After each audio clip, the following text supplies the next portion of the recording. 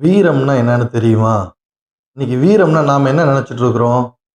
சண்டையில எதிரிய அடிச்சு வீழ்த்துறவன் வீரன் அல்லது அவனை ஜெயிக்கிறவன் வீரன் நினைச்சுக்கிறோம். இல்லாட்டி போர்க்களத்துல 1000 பேர வெற்றி கொண்டவன வீரன் நினைச்சுக்கிறோம்.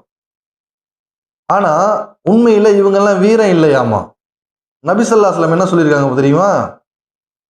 ஒருவன் 1000 வீரர்களை போர்க்களத்தில் வெற்றி கொள்பவன் வீரன் அல்ல. மாறாக தனக்கு கோபம் ஏற்படும் போது தன்னுடைய கோபத்தை கட்டுப்படுத்தி அந்த கோபத்தை அடக்கி ஆள்பவனே மாவீரன்னு நபி ஸல்லல்லாஹு அலைஹி வஸல்லம் சொல்லியிருக்காங்க. அப்போ போர்ல 1000 பேர்த்த ஜெயிச்சவன் கூட வீரன் இல்லையாமா. ஆனா தன்னுடைய கோபத்தை அடக்கி ஆண்டவன் மாவீரன்னு சொல்லியிருக்காங்கன்னு சொன்னா எவ்வளவு பெரிய தத்துவம் இது. அப்போ நாம வீரனா இருக்கணுமா இல்ல மாவீரனா இருக்கணுமாங்கிறது நாமளே அறிவுபூர்வமா சிந்திச்சு முடிவெடுத்துக்கலாம்.